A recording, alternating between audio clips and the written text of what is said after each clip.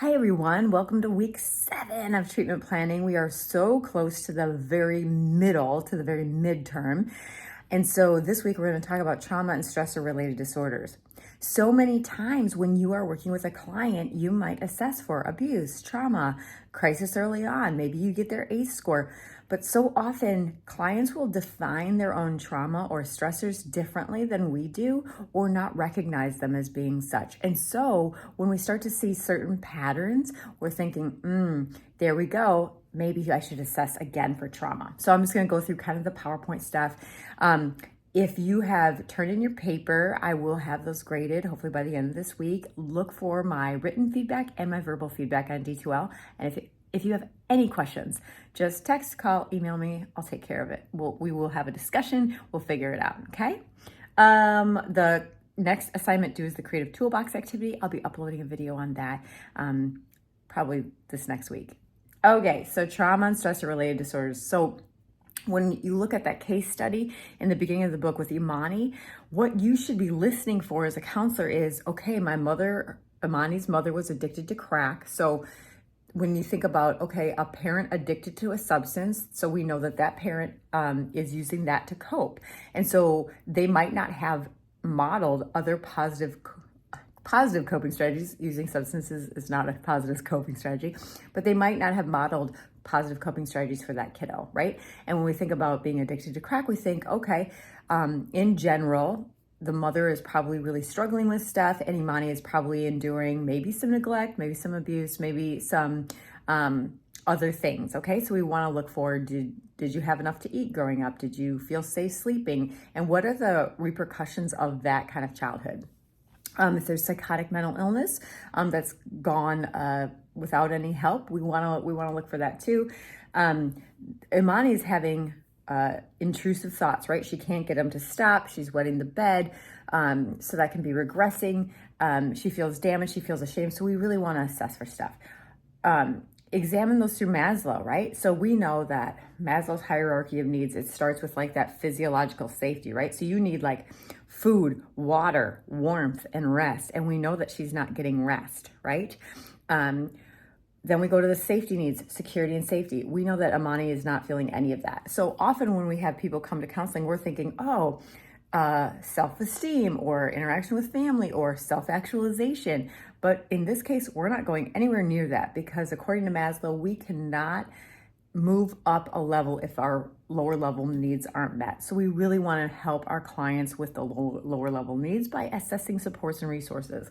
Brofenbrenner, his ecological systems theory looks at all of the ways like, okay, how is Imani feeling as an individual, and then in her house, and then in her neighborhood, and then in her school, and then if she has church supports, how is all of this stuff impacting her? And we want to do that with all of our clients. Really look at all the ways things are systemically impacting them and work to make supports and resources in all of those areas, okay?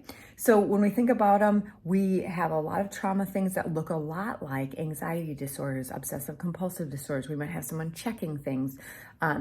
We might have them worried incessantly about things. Those mirror the anxiety and obsessive compulsive disorders. So we want to work through this. We also need to build trust and be really, really patient and offer a comforting space. So it can be one step forward, 2 steps back, and we just work through that process, right? We want them to feel safe and secure. We want them to rebuild from where they had the trauma, okay?